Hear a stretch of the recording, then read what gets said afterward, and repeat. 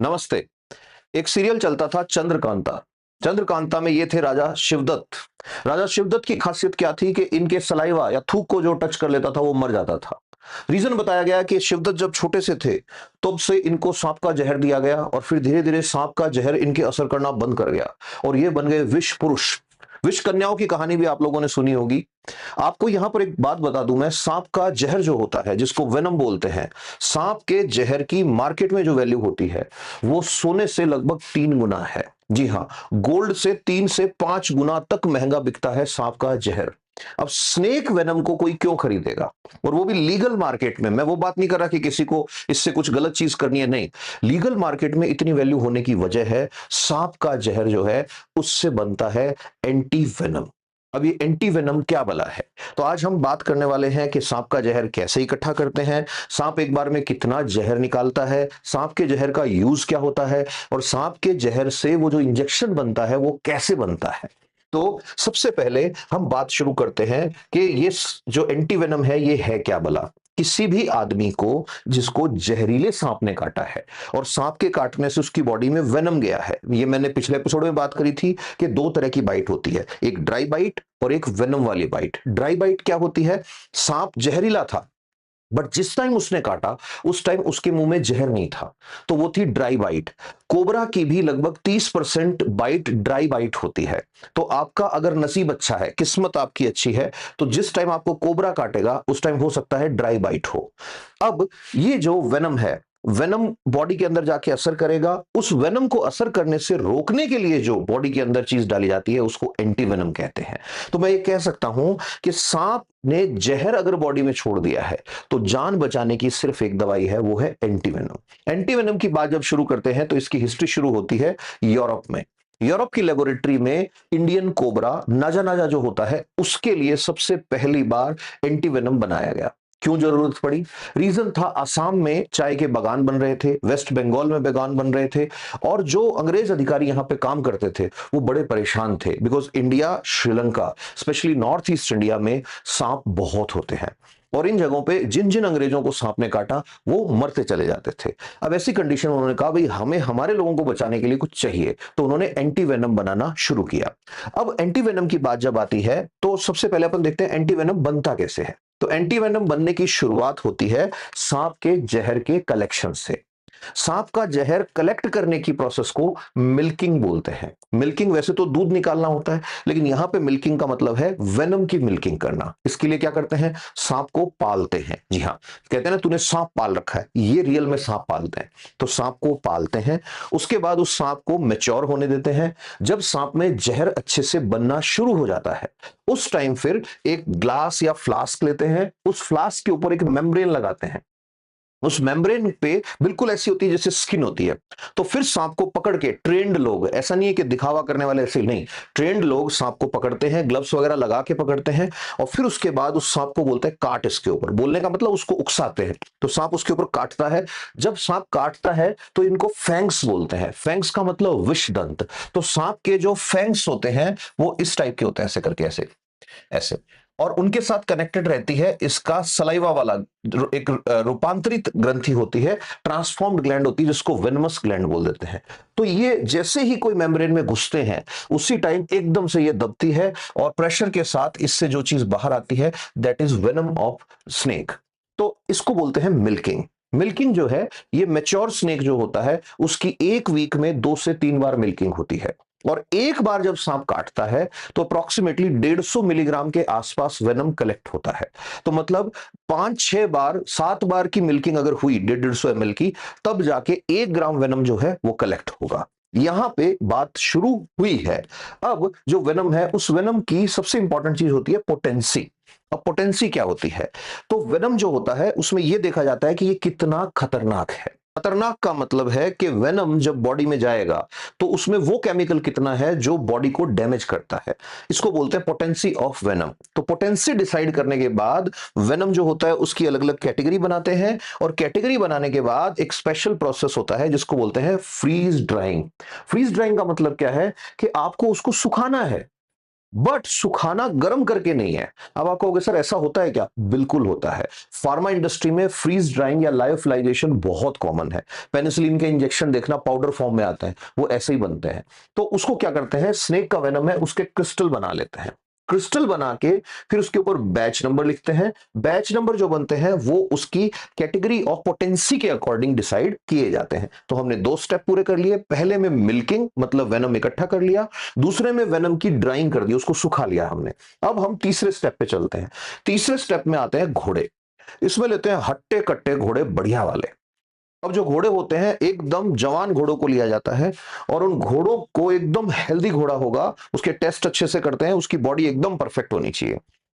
अब इस घोड़े में जो हमने बैच बनाए थे उनमें सबसे कमजोर वाला जो वेनम था, जिसमें सबसे कम जहर था, उसका इंजेक्शन लगाते हैं।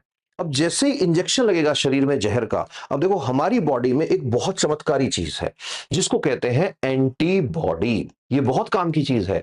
हम और आप जब भी बीमार होते हैं, दवाई हमें कभी ठीक नहीं करती, हमें ठीक करती है एंटीबॉडी। दवाई हेल्प करती है एंटीबॉडी को कि जल्दी से ठीक हो जाए। अब एंटीबॉडी क्या चीज है? एंटीबॉडी का मतलब है इस तरह की प्रोटीन वाली स्ट्रक्चर्स जो ऐसे वाई जैसी होती हैं, 4 इसके अंदर चेन होती है अमीनो एसिड की, ये हमारा शरीर बनाता है। हमारा ही नहीं, हर जानवर का शरीर एंटीबॉडी बनाता है। एंटीबॉडी कब बनती है? जब कोई हार्मफुल चीज हमारी बॉडी में घुसती है। अब घोड़े के शरीर में जहर डाला, जैसे घोड़े के शरीर में जहर डाला, बहुत ही थोड़ा सा डाला है। थोड़ा सा का मतलब अमाउंट अलग अलग हो सकती है, पोटेंसी कम है उसकी, बहुत ही कम असर करने वाला जहर है। अब वो जहर जैसे ही डाला तो घोड़े का शरीर क्या बनाएगा? एंटीबॉडी बनाएगा। अब एंटीबॉडी पहली बार बनी, घोड़ा बीमार होगा, घोड़े में कुछ लक्षण दिखेंगे, बट घोड़ा थोड़े दिन बाद ठीक हो जाएगा। अब जैसे ही घोड़ा ठीक हो गया, छोड़ेंगे नहीं उसको, उसके फिर अगली बार और पावरफुल जहर देंगे, थोड़ा सा और पोटेंसी वाला, फिर और पोटेंसी वाला और पोटेंसी वाला, करते करते हम घोड़े के बॉडी को उस लेवल पर ले जाते हैं जहां पर घोड़े को आप असली जहर दे रहे हो, लेकिन घोड़े के शरीर में एंटीबॉडी इतनी बन गई है कि वो असली जहर जो है वो असर नहीं कर पा रहा है। अब सवाल आ रहा होगा दिमाग में कि ऐसा कैसे हो सकता है? घोड़े को भी तो सांप काट ले तो घोड़ा मरता है। यस मरता है, बट इस बार हम घोड़े को एक साथ नहीं दे रहे सारा जहर, स्टेप वाइज थोड़ा थोड़ा थोड़ा थोड़ा थोड़ा उसकी बॉडी में हम डाल रहे हैं। क्या घोड़े को जहर खिलाया जाता है? नहीं। सांप का जहर असर करना तभी शुरू करता है जब वो ब्लड में या मसल्स के अंदर जाएगा। ब्लड स्ट्रीम में जाए बिना वो असर नहीं करेगा। मुंह से अगर दे दिया तो जहर क्या है? प्रोटीन्स है। उन प्रोटीन्स को हमारी बॉडी डाइजेस्ट करके और डीनेचुराइजेशन कर देगी, उनको डीनेचर मतलब उनको तोड़ देगी, वो असर करेगा ही नहीं जहर। इसलिए इसको इंजेक्शन दिए जाते हैं जहर के। अब घोड़े के अंदर बन गई एंटीबॉडी। ये कैसे पता लगता है? थोड़े थोड़े टाइम में घोड़े का ब्लड सैंपल लेके टेस्ट किया जाता है। अब जब घोड़े के अंदर एंटीबॉडी बन गई है, तब इस घोड़े के यहां इस जगह पे बड़ी नस जो होती है, बड़ी जो आर्टरी होती है, उसके अंदर एक पाइप डाली जाती है और एक बार में 6 से 8 लीटर ब्लड निकाल लिया जाता है। अब ब्लड क्यों निकाला? क्योंकि एंटीबॉडीज ब्लड में ही रहती हैं। अब क्या करेंगे? 8 लीटर ब्लड निकालने के बाद उस ब्लड को हम एक मशीन में डालेंगे। जो मशीन होती है उसको बोलते हैं सेंट्रीफ्यूज। सेंट्रीफ्यूज क्या होता है? ऐसे मान लो जैसे दूध का फैट निकालने की एक मशीन आती है जो ऐसे गोल गोल गोल गोल घूमता है जिसके अंदर दूध ऐसे, तो बिल्कुल ऐसे ट्यूब के अंदर जो है ब्लड को भर देते हैं। आदमी के ब्लड में से भी प्लेटलेट्स ऐसे ही अलग करते हैं। कोई भी ब्लड में से कुछ अलग करना है तो कुछ नहीं करना, ब्लड को एक ट्यूब में लो और उस ट्यूब को जोर जोर से घुमाते हैं मशीन के अंदर, हजारों बार घूमती है पर मिनट ऐसे, आरपीएम बहुत हाई होते हैं उसके। अब वो जब घूमती है ना तो डब्ल्यूबीसी, आरबीसी और प्लाज्मा ये सब अलग अलग हो जाते हैं। तो कोई भी ब्लड को जब हम घुमाएंगे तो ब्लड हमेशा ऐसे ही बनेगा। सबसे पहले नीचे की साइड आ जाएगी डब्ल्यूबीसी, आरबीसी, आरबीसी के ऊपर जो लेयर आएगी वो आएगी डब्ल्यूबीसी और प्लेटलेट्स की, और जो आपको सबसे ऊपर दिख रहा है ये है काम की चीज, इसको बोलते हैं प्लाज्मा। अब घोड़े का 8 लीटर ब्लड जो निकाला था, उस 8 लीटर ब्लड में से प्लाज्मा कर लेते हैं अलग, और बाकी सारा का सारा आरबीसी और बचा हुआ जो ब्लड का पार्ट है वो सारा का सारा घोड़े को वापस इंजेक्ट कर देते हैं, री इंजेक्टेड। फिर से घोड़े में इंजेक्शन दे दिया। अब प्लाज्मा ही क्यों लिया? तो आपको बता दूं एंटीबॉडीज प्लाज्मा में मिलती हैं। तो अब हमको प्लाज्मा मिल चुका है। अच्छा, घोड़े का ब्लड बार बार निकाला जाता है, उसकी लाइफ जो है, उसके दो ऑप्शन है आगे जाके, या तो वो कमजोर होकर खुद मर जाएगा, नहीं तो उसका ब्लड 4-5 साल निकालते हैं, उसके बाद या तो उसको स्लॉटर हाउस भेज देते हैं, हर जगह का अलग अलग कानून है, और या फिर क्या करते हैं, उस घोड़े को किसी और जगह भेज देते हैं, किसी और काम में वो ले लेते हैं उसको। अब उसके बाद आपने घोड़े के प्लाज्मा को अलग कर लिया, अब आपको प्लाज्मा में से काम की चीज अलग करनी है। तो बहुत ध्यान से सुनना, एंटीबॉडी जो होती है ऐसे ऐसे होती है एंटीबॉडी, मैंने अभी बताया 4 चेन होती है ऐसे। अभी जो रेड वाली मैंने बनाई है ये है light chain, L1 and N2 बोलते हैं इनको, और ये जो बड़े वाली बनाई है ये है heavy chain, H1 and H2 बोल देते हैं इनको, और ये डाइसल्फाइड बॉन्ड से जुड़ी होती है ऐसे। ठीक है, अब ये जो एंटीबॉडी है, इस एंटीबॉडी में याद रखो ये इंसान की एंटीबॉडी नहीं है, लेकिन बना हम इंसान के लिए रहे हैं। तो हमें क्या चाहिए, एंटीबॉडी का वो पार्ट चाहिए जो सांप के जहर के लिए बना है, बाकी से हमें मतलब नहीं है। तो अब हम इस एंटीबॉडी को खूब सारे प्रोटीन डाइजेस्टिंग एंजाइम से इंट्रोड्यूस कराते हैं।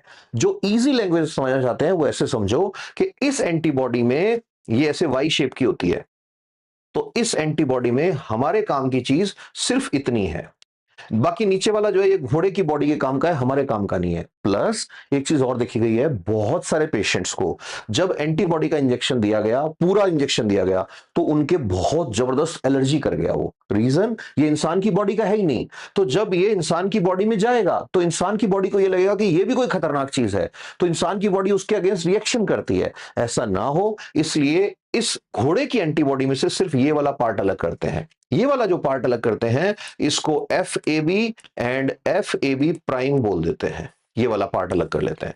अब ये वाला जो पार्ट अलग किया है, इस पार्ट को लेके प्योरीफाई कर लेते हैं, और लास्ट में बहुत सारे मेथड्स होते हैं, HPLC लगा सकते हैं, क्रोमेटोग्राफी लगा सकते हैं, अल्ट्रा फिल्ट्रेशन कर सकते हैं, बहुत सारे मेथड से इसको अलग कर लेते हैं। तो हमने घोड़े का ब्लड लिया, ब्लड में से प्लाज्मा लिया, प्लाज्मा में से एंटीबॉडी ली, और एंटीबॉडी में से FAB और FAB प्राइम वाला पार्ट ले लिया। बाकी का अलग क्यों किया, उसकी हमें जरूरत भी नहीं है और उससे एलर्जी हो सकती है। अब ये अलग कर लिया आपने, अलग करने के बाद अब आपको इसकी क्वालिटी चेक करनी है। क्वालिटी चेक कर लिया आपने, बहुत सारे टेस्ट लगाने हैं वो टेस्ट लगा लिए। अब आप क्या करोगे, इसकी पैकिंग करोगे। अब आपके पास दो तरीके हैं। दो तरीके क्या हैं, आप उसको लिक्विड की फॉर्म में बेच सकते हो, आप उसको लायोफिलाइज्ड यानी वो जो फ्रीज ड्राइंग की मैंने बात करी थी पाउडर की फॉर्म में बेच सकते हो। जिन इलाकों में स्टोरेज की प्रॉब्लम होती है, जहां पे आप टेम्परेचर प्रोवाइड नहीं करा सकते, क्योंकि एक को 2 से 8 डिग्री पे रखना पड़ता है, एक को 25 डिग्री तक भी रख सकते हो, उन इलाकों के अंदर आप अलग अलग पैकिंग करके अलग अलग तरह के प्रोडक्ट बना के बेच सकते हो। दोनों की जो लाइफ होती है वो भी अलग अलग होती है, तो एक तो पाउडर की फॉर्म में आ सकता है ये, और एक लिक्विड की फॉर्म में आ सकता है। अब अगली चीज यहां पे आती है कि जो एंटीवेनम बनता है ये 2 टाइप का बनता है, ये बहुत काम की बात है। एंटीवेनम 2 टाइप का बनता है। अब कई लोग बोलते हैं कि कौन से सांप ने काटा है ये पता होना चाहिए तभी एंटीवेनम लगेगा, नहीं। इंडिया के अंदर जो सप्लाई का फ्री का एंटीवेनम आता है गवर्नमेंट हॉस्पिटल्स में, उसमें चारों बिग 4 स्नेक्स जिनकी बात मैंने पिछले वीडियो में करी थी, उन चारों के लिए एंटीवेनम होता है। तो अगर आपने एक से ज्यादा तरह के स्नेक्स को यूज करके एंटीवेनम बनाया है तो इसको पॉलीवेलेंट कहते हैं। अगर आपने एक ही स्पीशीज के लिए बनाया है तो इसको मोनोवेलेंट कहते हैं। पॉलीवेलेंट, पॉली का मतलब कई सारे। अब ये कंट्री से कंट्री वेरी करता है, जैसे अफ्रीका में, अमेरिका में कुछ जगह पे कोबरा और मांबा, एक सांप होता है ब्लैक मांबा, बहुत खतरनाक होता है, वो भी उछल के यहां काट लेता है, तो वो ब्लैक मांबा के केस में वहां मांबा बनता है। इंडिया के अंदर पॉलीवेलेंट आता है और चारों बिग 4 जिनकी बात हमने करी थी उन चारों का ये बनता है।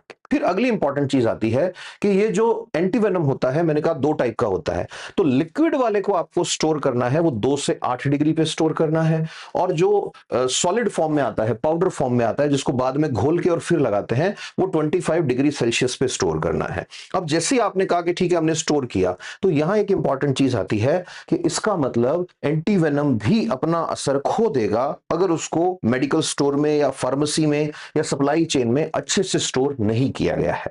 यहां पे 2 इंपॉर्टेंट चीजें सीखने की है, एक भले वो वैक्सीन हो भले वो एंटीवेनम हो, अगर उसको सही टेम्परेचर पे स्टोर नहीं किया है वो अपना असर खो देगा। 2, दवाइयों को कभी भी धूप में नहीं रख सकते। बिकॉज जो एलोपैथिक दवाइयां होती हैं वो सनलाइट के साथ रिएक्शन करती हैं, फोटो रिएक्शंस होती हैं बहुत सारे तरह की, उसके बाद वो गड़बड़ कर सकती हैं, बॉडी के अंदर जाके असर कम हो सकता है उनका। इसी तरह एंटीवेनम है, उसको एग्जैक्ट टेम्परेचर पे रखा जाता है। जो बहुत अच्छी कंपनियां होती हैं वो अपने एंटीवेनम प्रोडक्ट के साथ एक थर्मो सेंसर लगा देती हैं। थर्मो सेंसर क्या होता है कि टेम्परेचर इस रेंज से अंदर या बाहर अगर गया तो उस बॉटल के ढक्कन का कलर चेंज हो जाएगा, और वो कलर चेंज हो गया तो डॉक्टर उसको यूज ही नहीं करेगा। ऐसा पोलियो वैक्सीन के अंदर भी करते हैं। तो ये बात हो गई स्टोरेज की। अब अगली इंपॉर्टेंट चीज आती है कि जो एंटीवेनम होता है ये कितने टाइम तक खराब नहीं होता। तो जो एंटी वेनम होता है उसकी लाइफ 3 से 5 साल तक होती है, 3 to 5 ईयर तक होती है। दैट्स वाई इसका स्टोरेज करके बहुत सारी जगहों पे रखा भी जाता है, स्पेशली डिस्ट्रिक्ट हॉस्पिटल्स में, मेडिकल कॉलेजेस में। लेकिन आज भी इंडिया ही नहीं बल्कि दुनिया के ऑलमोस्ट हर जगह पे एक प्रॉब्लम है कि सांप का ये नहीं पता कब किसको कहां काट जाए। अब जिस आदमी को सांप ने काटा उस आदमी की बॉडी में सांप का जहर जो असर कर गया उसको एंटीवेनम नहीं रोक सकता, और ज्यादा असर दिखाने से रोक सकता है। अब एक क्वेश्चन दिमाग में यह भी आता है कि ये असर कैसे दिखाता होगा। तो देखो, इसको समझने के लिए सिंपल सी बात याद रखना कि भले ब्लड स्ट्रीम में हो, भले वो मसल्स के अंदर हो, भले वो कहीं और जगह पे न्यूरॉन्स के अंदर असर कर रहा हो, सांप का जहर जो है वो है एक तरह का प्रोटीन। मान लो ये सांप का जहर है, उस जहर के अंदर जो केमिकल है वो जा रहा है। अब ये असर तब करेगा जब हमारी बॉडी के अंदर, ये हमारी बॉडी है मान लो, हमारी बॉडी के अंदर जाके और ये अटैच होगा। अब जब जहां पे ये जाके अटैच हो जाएगा ऐसे, वहां पे निकल के आएगा इसका इफेक्ट। अब इसी टाइम पे इसी आदमी को अगर आपने इंजेक्शन दे दिया एंटीवेनम का, तो एंटीवेनम इस तरह की स्ट्रक्चर होएगी। खुद एंटीवेनम जाके इसके साथ जुड़ जाएगा, और एंटीवेनम जैसे इसके साथ जुड़ जाएगा ये इसको अपना असर नहीं दिखाने देगा। तो मतलब एंटीवेनम क्या सांप के जहर के हो चुके असर को ठीक करता है? नहीं। और ज्यादा असर दिखाने से रोकता है? यस। एंटीवेनम काम कैसे करता है? एंटीवेनम का काम करने का सीधा सा तरीका है। एंटीवेनम बोलता है कि मैं अगर बॉडी में पहुंच गया तो मैं जुड़ जाऊंगा सांप के जहर के हर एक केमिकल के साथ। तो जब ये उसको पकड़ लेगा, इसको ऐसा समझो मेरे हाथ में चाकू है और मैं आपको मारने आया हूं, अब कोई आके पीछे से और मेरे को ऐसे पकड़ ले, चाकू को ऐसे चलाने नहीं दे मेरे को, तो मैं आपको नुकसान नहीं पहुंचा सकता। ठीक ऐसे ही सांप का जहर आपकी बॉडी में गया और उसी टाइम आपकी बॉडी में एंटीवेनम आया, तो एंटीवेनम, मैं अगर सांप का जहर हूं तो एंटीवेनम मेरे को ऐसे पकड़ लेगा पीछे से कि नहीं तुझे मारने नहीं दूंगा मैं किसी को। तो दैट्स हाउ एंटीवेनम किसी की भी लाइफ बचा सकता है। तो क्या एंटीवेनम एडवांस में लगा के रखना चाहिए? नहीं। क्यों नहीं लगाना चाहिए? अगेन आई एम सेइंग, ये बाहर से आया है, इसीलिए इसके लिए एक प्रोटोकॉल होता है कि लक्षण देख के, सिम्टम्स देख के डिसाइड किया जाता है कि एंटीवेनम किसको देना है किसको नहीं देना है। गवर्नमेंट की गाइडलाइन आती है, बकायदा एक चार्ट आता है गवर्नमेंट का कि इस चार्ट को फॉलो करते हुए डिसाइड करना है कि एंटीवेनम देना है या नहीं देना है। तो अगर आपको वो चीज भी देखनी है और ये भी देखना है कि भाई सांप जहरीला था या नहीं था, तो आज नीचे कमेंट में पोस्ट कर देना यस की जगह बस इतना लिख देना वाई। आप वाई लिख दोगे मैं समझ जाऊंगा कि हाँ आपको गायरस सर्कस से एक और वीडियो इसी सीरीज में चाहिए। Stay happy, stay blessed, love you all, thank you.